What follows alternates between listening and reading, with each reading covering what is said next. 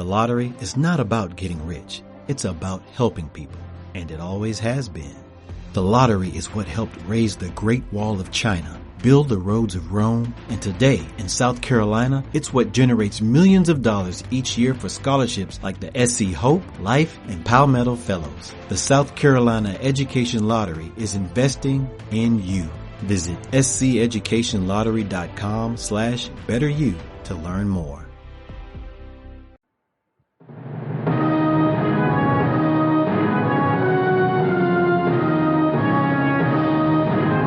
Bienvenidos a Calamares a la Romana, donde la historia antigua cobra vida en cada programa.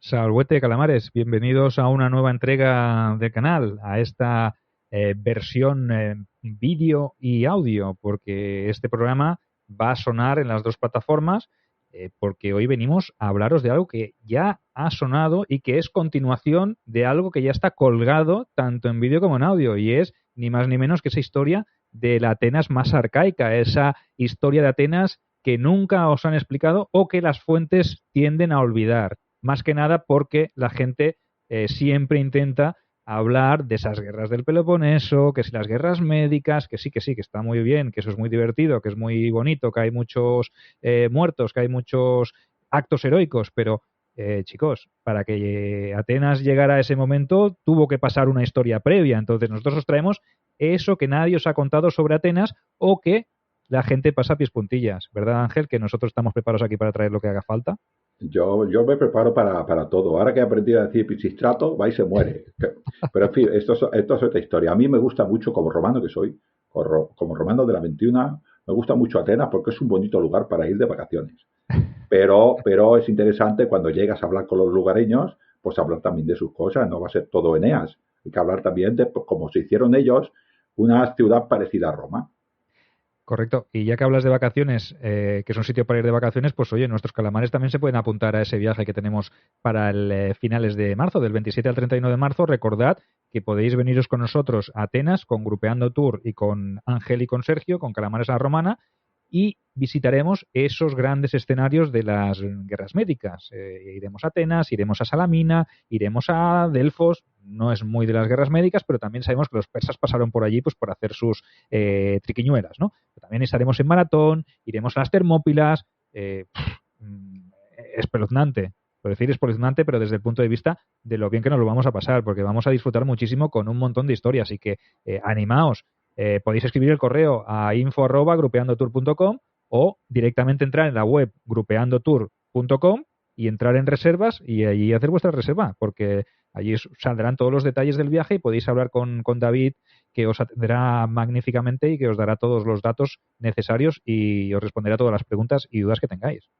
Sí, yo ya en el Tirrene que hemos puesto, que vamos a fletar de este barquino, ya le he puesto el ojo de Horus para que nos lleve bien como protector. Yo supongo que las personas ya son conocedoras de que el ojo de Horus es protector de los viajeros. Pues ya está preparado. O sea, solamente hace falta llevar el petate y la panoplia, que no la lleven, que no vamos a la guerra, ¿no? Porque llevo un buen petate.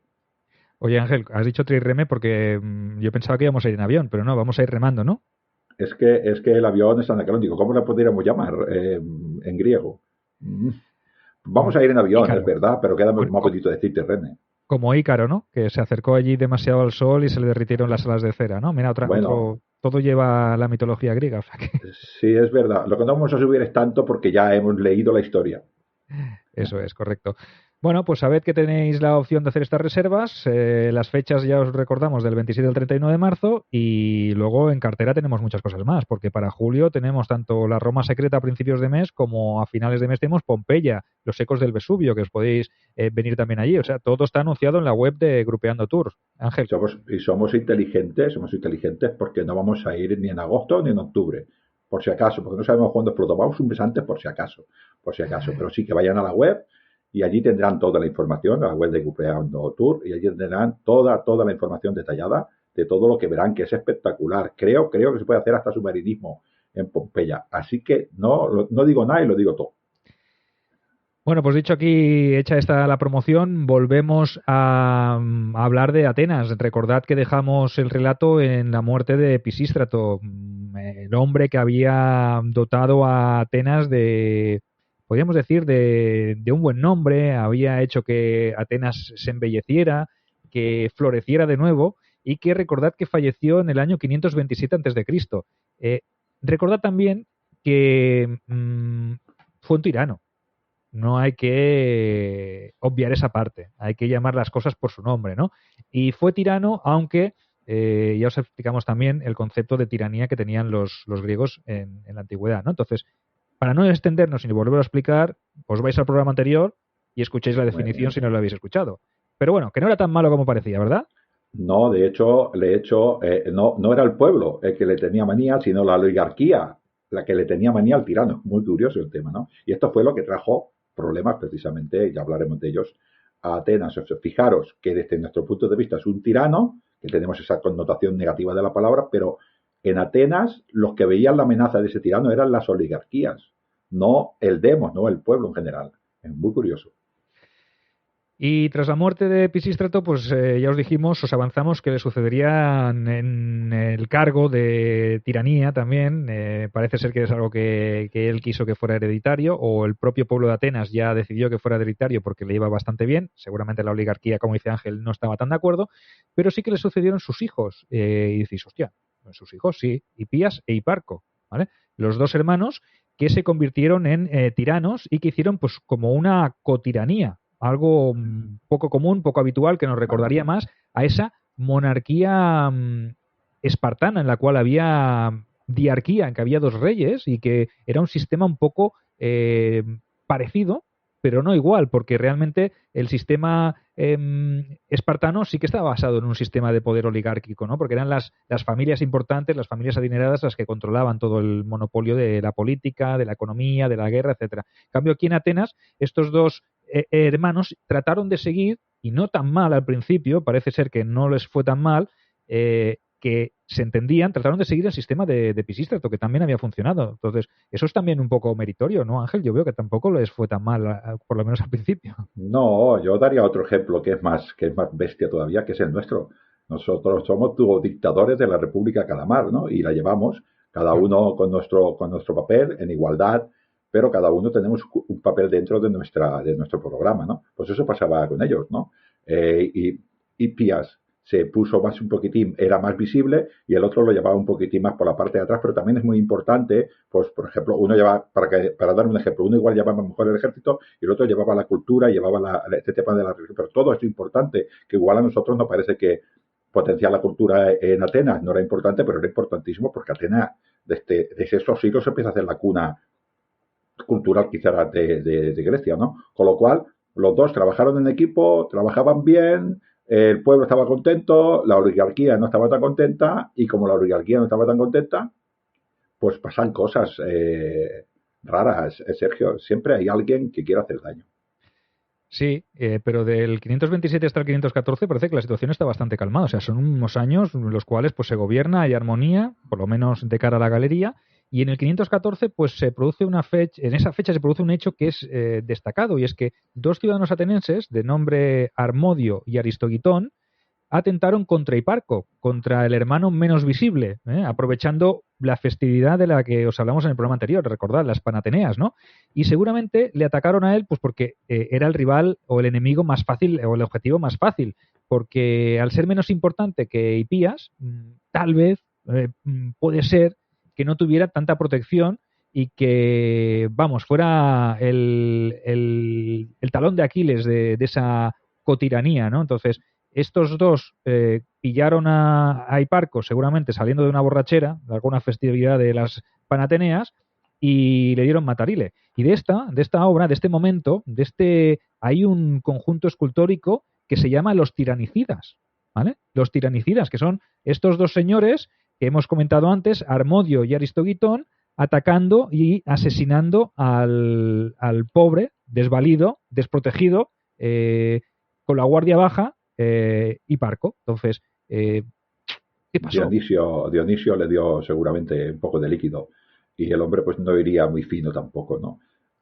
Es curioso, es curioso. Uno puede pensar que lo mataron estos, puede pensar que lo mató la oligarquía, o puede pensar que su hermano tampoco puso muchos medios para que no lo mataran, ¿no? La cosa es que murió, y es curioso, tiranicidas, o sea, se ven a mal que alguien mata a un tirano. Fíjate tú qué diferencia, a lo que en la modernidad, ¿no? Este hecho, bueno, a estos dos individuos los detuvieron, los torturaron, no sé si los mataron demasiado rápido para que no hablaran, o no sabían nada, una de las dos cosas. La historia creo que dice que fueron ellos directamente, que no estaban contentos con el gobierno de los dos co-tiranos, y bueno, pues fueron a por el más débil, eso dice la historia, saber cuál es la verdad, ¿no? Pero claro, Hipias, ¿qué pasa cuando ves morir a tu hermano? Que igual, vamos a imaginarnos que se llevaba bien y que lo quería mucho y lo matan. Pues claro, te vuelves un poco paranoico. Sí, en cambio, hay también una versión de Tucídides por ahí, recogida en una de sus obras, que habla precisamente de este episodio y dice que quizá no fue tanto el asesinato por un motivo político, sino que podría ser que hubiese ahí alguna rencilla personal, tipo de amoríos, de cornamentas, etcétera, etcétera, y parece ser que Hiparco pilló por esto. Entonces, no sé, ¿cuál es la vertiente, cuál es la versión más clara, cuál es la que tiene menos salseo? ¿Estaban estos tipos comprados por los oligarcas, por las familias más importantes? ¿Fue el propio Hipías el que ordenó que mataran a su hermano porque ya no le servía? ¿O fue realmente un lío de amores? De túnicas, porque faldas. Sí, sí, de túnicas, correcto. O sea que nunca se sabe, o sea que hay planera la duda, pero eso es lo bonito de la historia, que nos podemos quedar con la que nos guste más. Realmente cualquiera de ellas podría ser factible, ¿no? Hombre, yo la teoría de la oligarquía no me parece muy mala, porque este hombre, Hipias, se volvió poco, evidentemente, receloso. Dijo, si antes tenía 40 guardaespaldas, ahora voy a tener 80, y por la calle que pase yo los van a apartar a todos. Pero hay un movimiento de la oligarquía, ¿no? De esta famosa familia que tenía amor-odio con el padre de estos, ¿no? Con Pisístrato, ¿no? Los Almeónidas, y estos empiezan a moverse casualmente, ¿no? Con lo cual, es como dices tú, no lo podemos saber, pero estos se mueven. Correcto. Aparecen en escena los Almeónidas otra vez, aquella familia que le sirvió a Pisístrato en su día para regresar del exilio, pero ¿qué les había ocurrido a estos cuando el tirano se hizo con el poder de manera definitiva? Pues está claro que no había espacio para todos en la ciudad, ¿verdad, Ángel? Y al igual que él había sido exiliado, Pisístrato, cuando llegó al poder y asumió el control la segunda vez después de que lo echaran ellos mismos, pues lo que hizo fue exiliarlos, que podía haberlos liquidado si hubiese ahorrado muchos problemas. Pero bueno, en aquel momento a lo mejor no lo vio tan claro para su programa político. Hubiese sido una mancha bastante grave en el expediente. Yo es que creo, que desde el punto de vista de un ciudadano ateniense, el exilio era casi peor que la muerte. Por eso los exiliaba. O sea, no te voy a matar, te voy a dejar vivo y vas a vivir en vergüenza fuera de la ciudadanía ateniense. Igual que para nosotros no lo vemos así, pero igual para ellos sí que era así, ¿no? Pasa que, claro, cuando echas fuera a un tío que tiene dinero para jartarse, pues que era en este caso esta familia, pues empezó a urgir un plan, ¿no?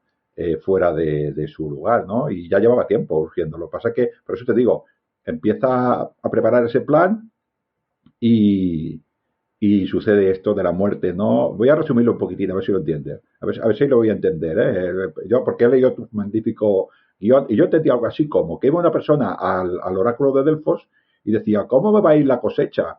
Y entonces la Pitia le decía, la cosecha te va a ir bien, pero tienes que echar al tirano. Entonces otro decía, y la cosecha, y los olivos, el aceite, ¿qué precio va a tener? Y él le va a decir, va a tener un precio excelente, pero tienes que echar al tirano. Yo creo que pasaba esto. Bueno, es que al final es eso, ¿no? Realmente el Almeónida de turno en este momento, que es Clístenes, ya estaba conspirando desde la distancia. Este era el hijo de Megacles, el que había patrocinado el regreso de Pisístrato. Entonces, imaginaos, ¿no?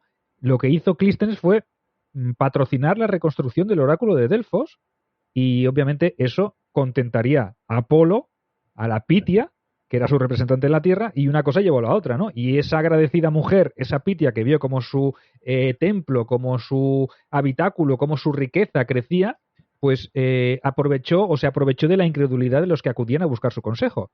Y si quieres, ya que estamos, hablamos un poquito del oráculo de Delfos, un poco de la historia, ¿no? De dónde surge, de dónde nace, qué hay detrás de ese oráculo de Delfos, porque la mitología y la leyenda también están ahí, pero también hay una parte, podría ser más, mm, ¿cómo diría? De estafa, ¿no? Porque Bueno, todos los que pasaban por ahí escuchaban lo que la Pitia les decía, pero ¿y la Pitia cómo sabía todo eso? ¿Realmente había era un instrumento, era un canal de comunicación del dios Apolo? ¿O la Pitia buscaba otra cosa?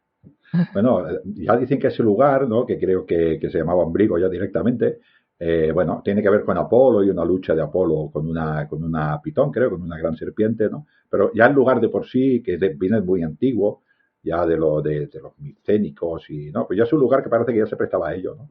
Y dicen, pues que a veces, algunos dicen que el origen, este místico que tiene de adivinar el futuro, tiene que ver con las entrañas de los animales, muy común también en los etruscos, por ejemplo, romanos, o que tenía que ver también con la lectura del vuelo de las aves y de los fenómenos atmosféricos, que también tiene que ver con esto, ¿no? Pero aparece ahí en Delfos, aparece esta característica, ¿no? De Apolo, como Apolo era un dios que podía predecir el futuro, y aparece esta Pitia, y bueno, pues lo hace a través de un ritual muy extraño. Claro, para nosotros no parece muy extraño, pero vamos a volver un poquitín atrás. O sea, ya creían que había gente que miraba el futuro a través de las entrañas de los animales, a través de los vuelos de los aves, pues a través de una conexión mística entre Apolo y una mujer entrante, ¿por qué no? Claro, es que te lo pintan así y tú te lo crees. Realmente si te lo explican. Y si vas más atrás, decía el mito que incluso una de las versiones decía que el propio Zeus, para situar el punto central de la Tierra, lo que hizo fue hacer volar a dos águilas, una desde el extremo más occidental de la Tierra y otro desde el punto más oriental. Y dictaminó que el punto en el que ambas aves coincidieran, ese sería el centro del mundo. Y la casualidad, pues quiso, Ángel, que las aves se encontraran en Delfos y concretamente al borde de un acantilado. Y fue ese mismo punto donde se decidió que se ubicaría la famosa piedra Ónfalos, que significa el ombligo.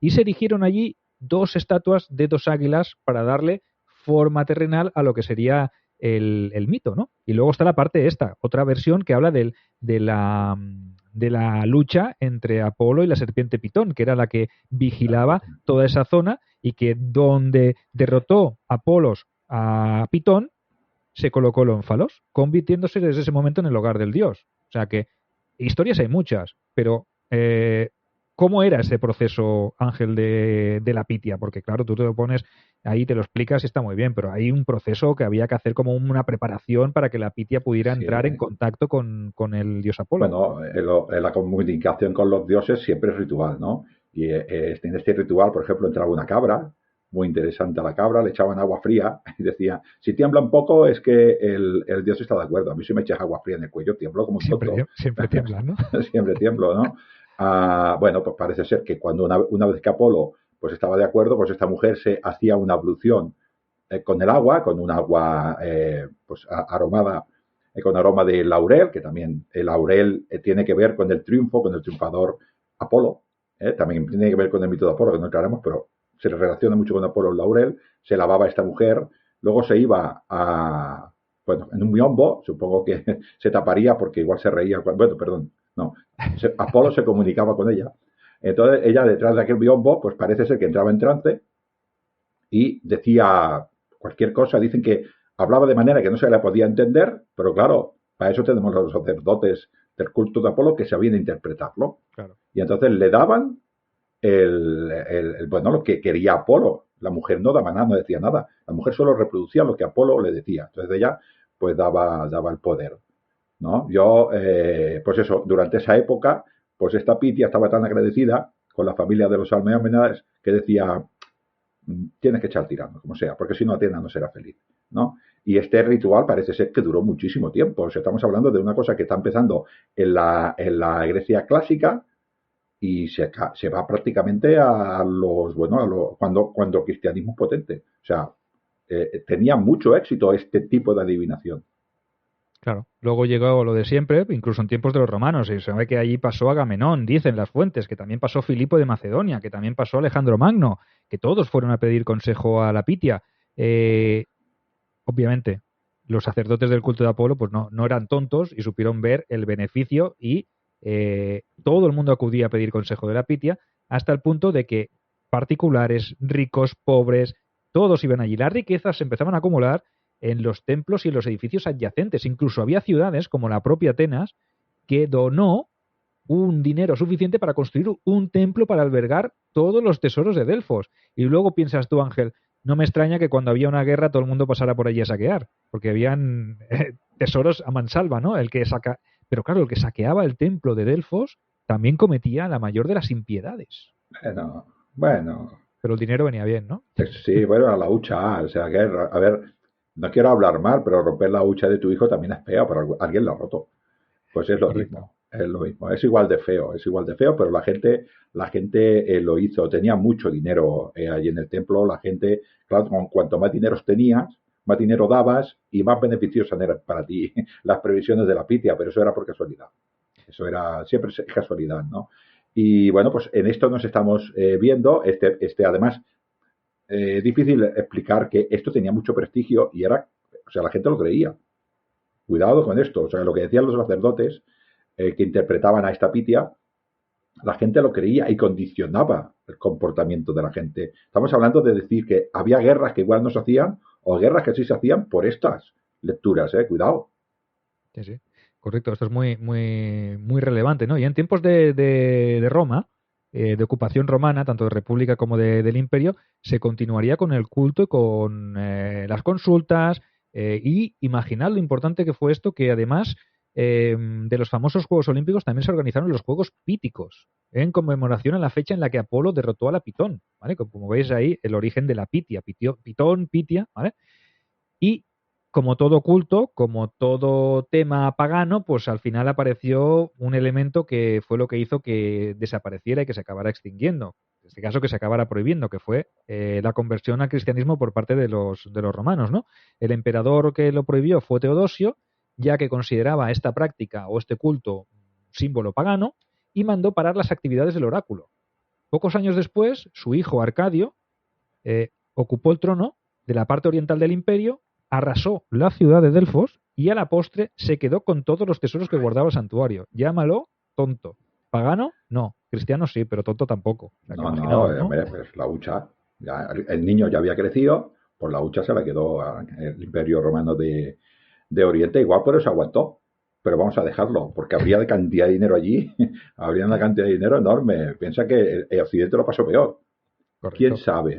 ¿Quién sabe? ¿No? Pues esta situación es la que volvemos otra vez a esta situación que hemos dicho de Atenas. Tenemos a este conspirador conspirando, todo el mundo que preguntaba pues decía que los tiranos de Atenas tenían que irse, y al final el mundo griego se mueve para que estos se vayan, pero vamos otra vez un poquitín a intentar entender esto. Estamos hablando de que un santuario, yo diría el más prestigioso en adivinación, le está diciendo a la gente que tienen que acabar con los tiranos. Y las élites o las oligarquías de ciudades cercanas ven en Atenas, en esa tiranía demócrata, en esa tiranía que tiene al pueblo más en cuenta que a la oligarquía, la ven como una amenaza. Pues tú júntate todo esto para lo que sucede. Correcto, y fueron allí pues los de siempre, o los que faltaban para rizar el rizo, ¿no? Aparecieron los espartanos, hicieron su consulta de turno, ¿vale? Que fueron a la Pitia y le dijeron, bueno, Pitia, ¿cómo se presenta el futuro de la Liga del Peloponeso? ¿Cómo se presenta el futuro para nuestra ciudad? ¿Qué decisiones políticas tenemos que tomar? Y dijo la Pitia, cuidado con el tirano de Atenas.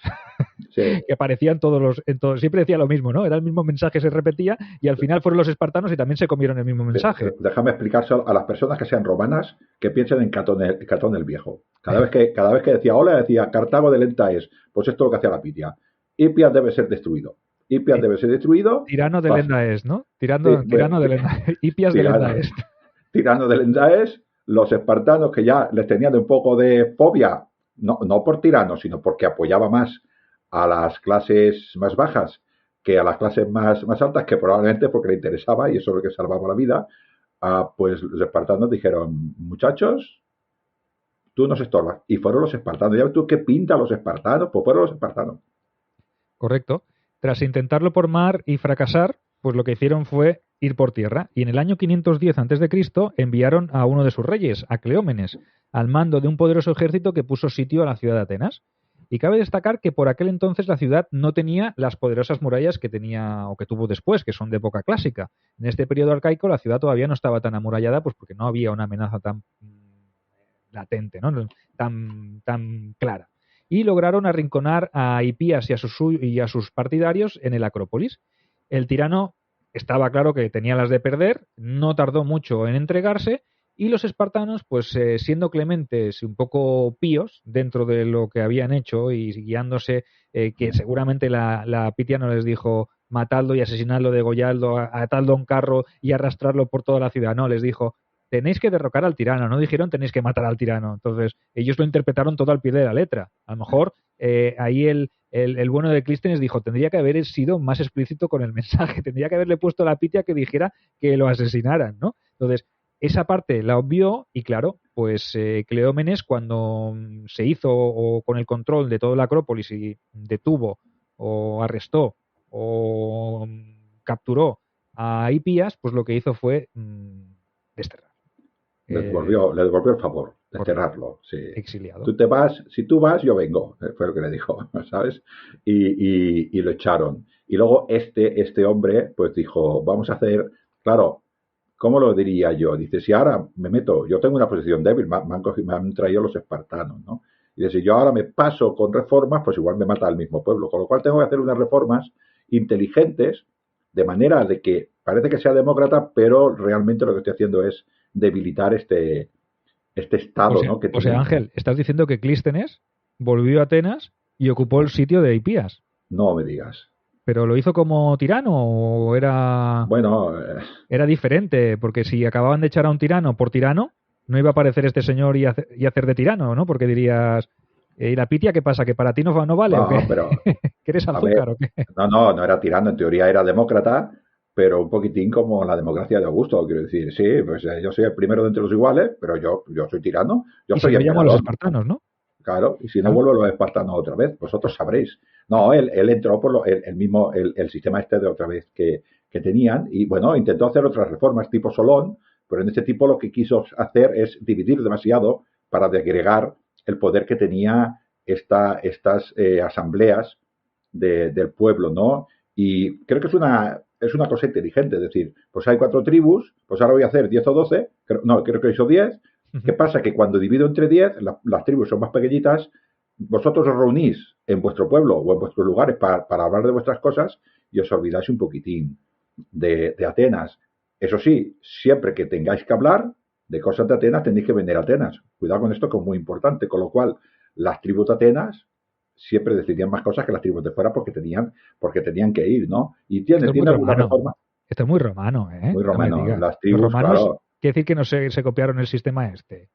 Pues se parece bastante, porque además hace las tribus por localización geográfica, como las tribus romanas. Las votaciones se hacen en el ágora, bueno, en una colina, ¿no? Pero bueno, al lado del ágora, y del mismo estilo. Y el que no está no vota. Claro, el que vivía a 100 kilómetros de Atenas le costaba más votar que al que vivía al lado del ágora. Con lo cual, si yo domino a las tribus urbanas, pues domino las votaciones. Ahora, soy demócrata. Puede votar todo el mundo. Oye, no lo hemos dicho, pero Hipías lo exiliaron, pero cabe decir que no desaparece del mapa, ¿eh? Desaparece del mapa griego, pero se va a refugiarse a la corte del rey Aqueménida. Y no digo nada, estamos en el 510, o sea que queda muy poquito, quedan 20 años para la Primera Guerra Médica. Yo solo quiero decir que sí. No vamos a hablar, porque no vamos a llegar a las guerras médicas, porque eso ya se ha tratado un montón, pero sí que tengáis conciencia y que sepáis que Hipías no se le caerían los anillos y que luego, a la hora de volver a Atenas o de intentar regresar a Atenas, lo haría en compañía de Darío. O sea, que imaginaos, ¿eh? Pero eso es otra historia. De momento estamos con Clístenes. Esa reforma está muy bien hecha, está muy bien pensada, es una muy buena treta, aumentar las tribus y crear otro organismo nuevo, que esto es muy importante, que esto a lo mejor no os parece tan importante, pero creó un consejo de 500 miembros, 50 de cada tribu, llamado Boulé, la Boulé, ¿vale? Boulé, en griego, que se escogían a sorteo entre sus iguales y que el único requisito era tener más de 30 años y no ser escogido más de 2 veces en su vida. La Boulé tenía entre sus principales funciones preparar el orden del día de la asamblea, que era el órgano representativo de la democracia ateniense, que se reunía, como ha dicho Ángel, en la colina de la Pnyx, P-N-I-X, ¿vale? Y podían asistir a las reuniones todos los ciudadanos, como ha dicho Ángel, los ciudadanos no solo votaban, sino que podían hablar en público y hacer sus propuestas desde la tribuna. Pero es verdad que tenían que estar. Y si no estaban porque tenían que venir de muy lejos, el que controlaba a las tribus urbanas tenía el control de Atenas. Y ahí Clístenes hizo, ¿cómo diríamos? Esto no sé si lo dijo la Pitia, pero el tío fue vivaz, fue inteligente y en su papel de arconte pues supo mover todos los hilos pues para dividir el poder. Hablan de una reforma que incluso le dijo: a los que vengáis os pago el viaje. Incluso dietas, daba dietas, ¿no? Daba dietas, pero claro, volvemos a repetir, si yo estoy en mis campos, las dietas me pagan el viaje como en Atenas y vuelvo, pero ¿quién se hace cargo de mis campos? Eso es. Con lo cual no era fácil. Quizás esta reforma no la hizo él porque quiso, sino alguien subió en una colina y le dijo: oye, muchachos, que hay mucha gente de fuera, ¿por qué no nos pagamos el viaje al menos? Este tipo de reformas. Pero bueno, son unas reformas que, a pesar de ser que partir de la oligarquía, también tienen en cuenta un poquitín al demos, para que nos entendamos, ¿no? No es capaz de romper, quizás no es capaz de romper porque es consciente de que si rompe demasiado agua se lo cargan. Cuidado con esto. Y otra de sus reformas fue desaparecer o hacer desaparecer el areopago. Recordad, el consejo de aristócratas de tiempos más antiguos, que comenzaría a quedar relegado a un segundo plano y acabó perdiendo todas sus competencias. Ahí está asestando otro duro golpe, ¿no? Un tipo que es oligarca, que pertenece a una de esas grandes familias, se erige un poco en el defensor de los derechos del pueblo, quiere limpiar la imagen de la aristocracia, pero a la vez lo que está haciendo es: date, yo estoy aquí, pero las demás familias, que sepáis que os voy a recortar el poder, porque claro, yo tengo que vender mi imagen hacia el pueblo. Tengo que parecer más democrático de lo que parecemos los oligarcas. Entonces, lo primero que voy a hacer es disolver esta asamblea o este órgano, pero a cambio de algo. Yo entiendo que no podía disolver un consejo tan antiguo y que tenía ese prestigio y daba ese estatus y ese caché a las grandes familias así como así. Entonces, yo imagino que, aunque las fuentes no lo digan, tendría que pagar un precio, un peaje para disolver eso, ¿no? A las grandes familias había que tenerlas también contentas, si no,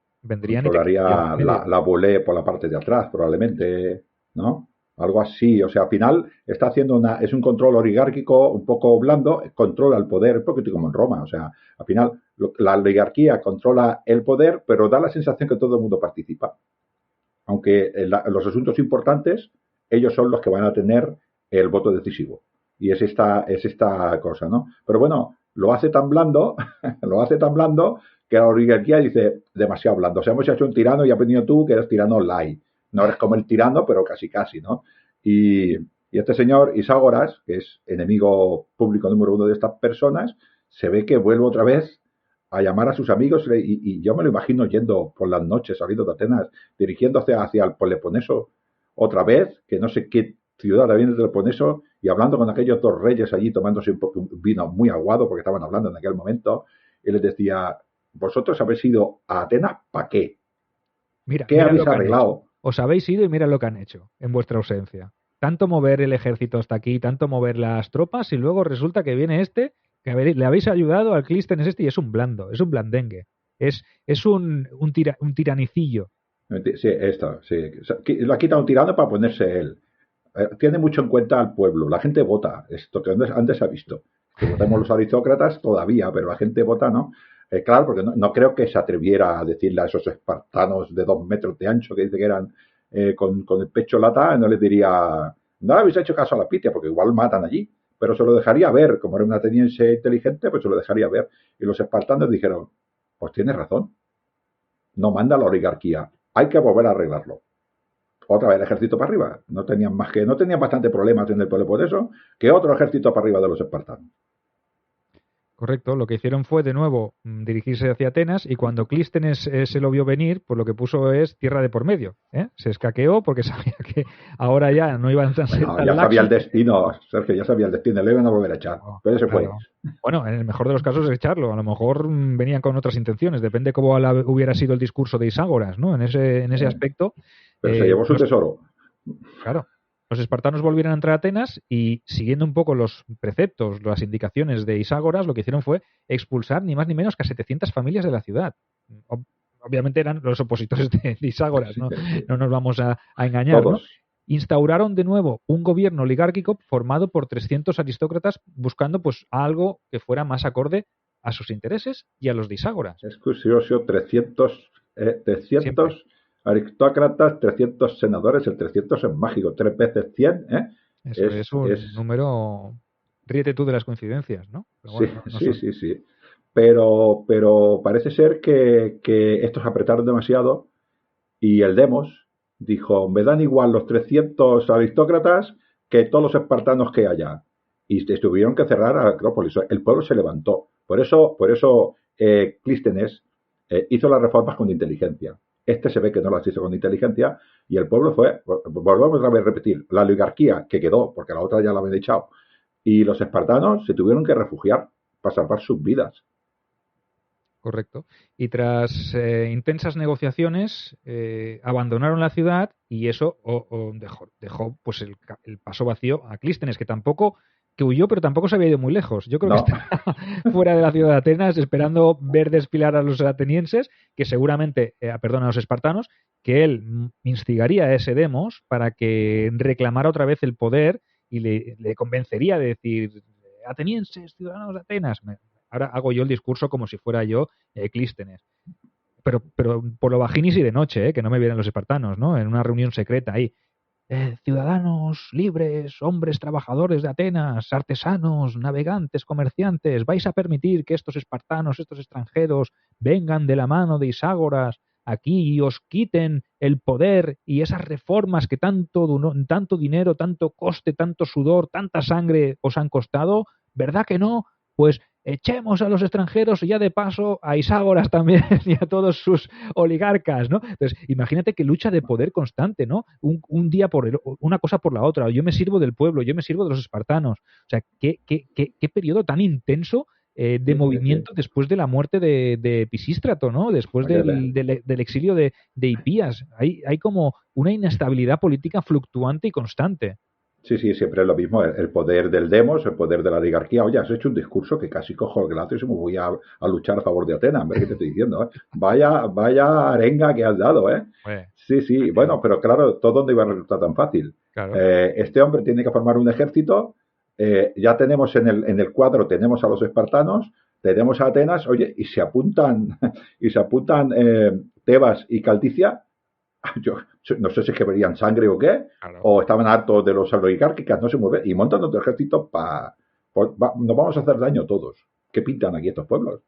Claro, tú cuenta que Cleómenes, que el rey espartano, había sido herido en su orgullo y en el año 506 regresa al Ática con ese ejército más numeroso y además se unen Tebas y Calcidia, que ya que van los espartanos, pues nosotros también vamos a limar asperezas con los atenienses, porque a mí un día me hicieron esto, a mí me robó 4 vacas, me puso un tratado aquí, me hizo que pagara no sé cuánto. Me lo ha dicho la Pitia. Y el de Calcidia dijo, sí, es que a mí también me tocó la moral el tío el Clístenes de las narices. Digo, pues venga, vamos, todos nos juntamos y le vamos a dar pal pelo a otra vez, que no tuvo ni tiempo para descansar ni para organizar otra vez la ciudad, porque ya de nuevo estaban todos sus enemigos ahí rondándose. Imaginaos qué periodo de inestabilidad ya, y este sería el constante en las ciudades-estado griegos, no es una cosa que fuera de época clásica, sino como veis ver, en época arcaica ya estaban a la de darse palos. Además, nosotros conocemos las de Atenas porque está bien documentada, pero son todas, contra todas. O sea, cuidado, todas contra todas. Nos encontramos con el ejército ateniense, con el ejército de Tebas, porque Tebas es la ciudad más importante, y con el ejército de Esparta, y nos vamos a dar todos de tortas. Pero los espartanos son muy raros ellos. Mucho. Ellos son muy raros. Y dice, pues vamos a atacar. Y llega el rey espartano y dice, el otro, yo no sé si esto de atacar... El otro rey, ¿eh? Sí, el otro, sí, no porque Cleómenes, se dividían. El Damarato, el otro, el que estaba en la retaguardia, digamos, el que no llevaba el ejército. Dice, a mí esto no me parece muy pío. A mí esto... Este Hay tío, algo raro.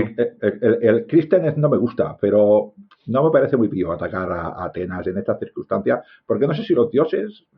La Pitia nos dijo algo, nosotros ya lo hemos hecho, esto es lo que nos ha dicho la Pitia. Y tú te imaginas los de Tebas y los otros cuando ven que los espartanos dicen, vamos a reflexionar. Tú imagínate a los dos reyes ahí en medio del campo de batalla discutiéndose. Sí, porque sí. Y otro, no, porque yo no lo veo. Que sí, que tal, que tal. Y todo el mundo mirando allí. ¿Pero qué van a hacer? Pero a Vamos a ver, hacer. Bueno, ¿atacamos, no paraos. atacamos? Los atenienses allí, Clístenes allí detrás de la Acrópolis mirando. Oye, ¿qué ha dicho? ¿Qué le ha dicho? Que sí, que no.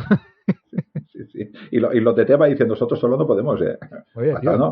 oye, Que y hemos venido a echaros una mano. el de Tebas mirando el reloj diciendo, venga, tío, Sí, que que se se nos llega la hace noche, tarde. y si Zeus está durmiendo no podemos atacar. A ver, ¿qué es Claro. esto? Te voy a decir una cosa, los espartanos se volvieron. Ganó Sí, más el Damarato, ¿no? sí. Le temieron más a Bueno, los dioses que al creo que se impulso. tenía, sí, como los cónsules, se tenía que poner de acuerdo, no se pusieron de acuerdo, pues se retiraron. Entonces los de Tebas y los de Caldicia, pues allí se quedaron. Entonces el Clístenes dijo, pues ya que tengo montado el ejército, pues vamos a aprovechar. ¿Para acá habéis venido? Se os vais a enterar. Correcto. Marchó hacia Calcis, los tebanos salieron a su paso y los atenienses atacaron primero y los derrotaron severamente. Y luego los calcidios pues les ocurrió lo mismo. ¿Quién les manda? Ángel, es que yo soy Clístenes y les digo, pero a ti, ¿Dónde ¿quién te ha vas? mandado a meterte en una cosa que no va contigo? ¿Qué Claro, pintas tú en Atenas, tío? ¿Qué pintas tú en Atenas? Pues has hombre, pillado por a ver, tonto. claro, Tebas todavía es una ciudad que es potente y podía haber hecho algo, pero esta no entiendo. De Caldi creo que hay un tío que es de este pueblo y ya está, que no sé qué tiene que es este de Caltis. Ay, bueno, es un autor que es así, no sé si es de los sueños, puede ser. Podría ser, podría ser. Sí, uno de estos que ya no conozco a nadie más. O sea, no, todos los demás que conozco son de Atenas, de Tebas. Pero claro, los espartanos ven los atenienses ven a los espartanos como iguales, enemigos, pero como iguales. Pero claro, es la ciudad que quieres que ande más, ¿no? Y pues le dieron caña, ¿no? Y bueno, pues este hombre se queda allí, creo que lo dejaremos aquí esta hora, y pues con sus reformas, consolidando sus reformas, que es lo podríamos llamar pseudodemocracia ateniense, que parece una democracia formal, pero la práctica no funcionaba así, un poquitín como la romana. O sea, sí que es verdad que es que un hombre un voto, pero yo controlo qué hombres votan o cuando hay masas de hombres, cuándo votan y no votan, ¿no? Con lo cual, cuando una decisión es importante, se controla de muchas maneras. Te voy a decir, por ejemplo, un control que pueden hacer las élites. Al igual que existía en Roma el que controlaba el calendario, también existía en Grecia el que controlaba el calendario. Entonces, este que controlaba el calendario decía, hay que votar justo el día después de la vendimia. El que estaba vendimiando tenía que estar vendimiando, ¿no? O la época de recoger olivas, ¿no? Y el que estaba en la ciudad podía votar. Pues esa votación era democrática, pero ganaban los de la ciudad, que tenían intereses diferentes que los del campo. Por ejemplo. Dicho esto, dejamos a Atenas con Clístenes, vencedora de momento, pero la historia continúa. No sé si haremos algo más sobre Atenas, no sé si nos dará tiempo. Yo creo que sí, que antes de nos pararemos en las guerras médicas, en la revuelta jonia, pero hasta antes de ese momento yo creo que podemos seguir. O sea que os traeremos otro programa y resolveremos la situación o intentaremos haceros 4 pinceladas sobre cómo quedaría la situación antes de las guerras médicas. Pero bueno, habéis visto que es un constante altibajo, que esto es una montaña rusa, ¿no? Un día estás en el poder, al día siguiente viene alguien y te echa, hay que estar contentando a todo el mundo, no se puede contentar a todo el mundo y quizá el régimen de la tiranía, dentro de lo que cabe, no era tan mala como parecía, ¿no? Ese Pisístrato que supo tener un periodo de relativa calma contentando a unos a cambio de beneficiar menos a otros, pero que al final intentaba compensar por otro lado, ¿no?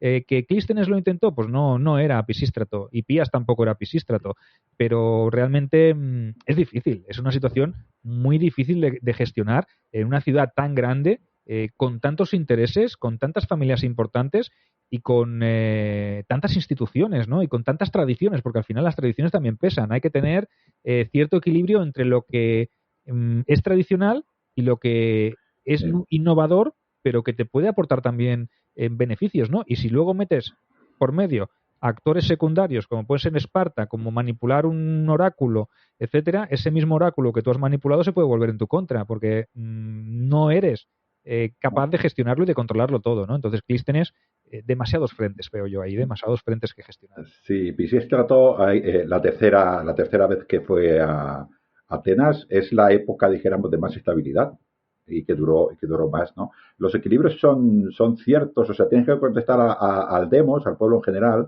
pero no puedes ir en contra de la oligarquía, porque al final, igual que pasaba en Roma, pero porque pasaba en todas las ciudades, son los que te montan el ejército. Hay que tener en cuenta esto también, ¿no? El pobre te puede llevar una lanza y te puede llevar un escudo chiquitito, ¿no?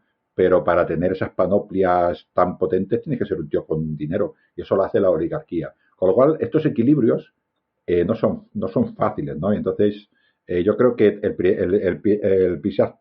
Pisístrato y el Clístenes fueron capaces de hacer, cada uno con un punto de vista un poco diferente, pero sabían que tenían que encontrar ese equilibrio. Por eso no hacen reformas exageradamente fuertes para uno ni flojas para el otro. Lo que pasa es que es como todo. Cuando pierdes un poder, cuando tienes un privilegio lo pierdes, no estás de acuerdo. Bueno, dicho esto, nos plantamos aquí. De momento el relato lo dejamos aquí. Continuaremos con una entrega al menos más. Ya os la iremos anunciando, o si no, pues os sorprenderemos, que es lo que solemos hacer, que es más divertido. Cuando no os lo esperáis, pues os metemos ahí. Sergio, déjame avisar a la audiencia, me va a sorprender hasta a mí. Me mandan un mensaje a las 12, si tengo suerte, a las 12 del mediodía y a las 3 estamos grabando. Con suerte, que a veces son 5 minutos. Con mucho margen, Sí. O sea que, y recordad también que siguen abiertas las inscripciones para veniros al viaje y ver esta Atenas, porque narraremos muchos episodios como este, o similares. Intentaremos poner escenografía, aunque sean piedras que no están como estaban en aquel momento, pero intentaremos ubicar el Areópago, la Apnix, donde estaba la Boule, donde se reunían estas grandes instituciones y organismos y organigramas de la propia Atenas arcaica, de la clásica, etcétera, etcétera. Pero bueno, para eso tenéis que apuntaros a el viaje. info@grupeandotour.com o entráis directamente en grupeandotour.com y hacéis vuestra reserva a través de allí, ¿vale? Hay un código de promoción. Acordaros que es Calamares 25. Que allí os harán un descuento. Sí, apuntadlo, porque esto siempre que entréis de parte nuestra, Calamares 25 en mayúscula y tenéis ahí un descuentazo que os va a ir muy bien y os va a hacer que os decantéis por veniros con nosotros porque nos lo vamos a pasar genial. Dicho esto, pues recordadlo siempre, suscribíos a los canales, a YouTube Sergio Alejo Gómez, en iVoox Calamares a Romana y Lignum en Roma, porque aunque Ángel no hable de griegos, habla de romanos, o sea que también podéis suscribiros a su canal, si no estáis suscritos ya, muy mal, tenéis que suscribiros. Los de aquí allí y los de allí aquí. O sea que os podéis suscribir a todas estas vías de comunicación, a todos estos canales que tenemos con nosotros y si queréis dejar comentarios, si queréis enviarnos correos electrónicos o si queréis contactar con nosotros a título personal y particular, pues nuestros correos electrónicos que son muy sencillos, sergioalejogomez@gmail.com y angelportillolucas@gmail.com. O sea que lo sencillo es eficaz. Correcto. Pues dicho esto, Calamares, un fuerte abrazo, luchad por vuestros sueños y nos escuchamos en la siguiente.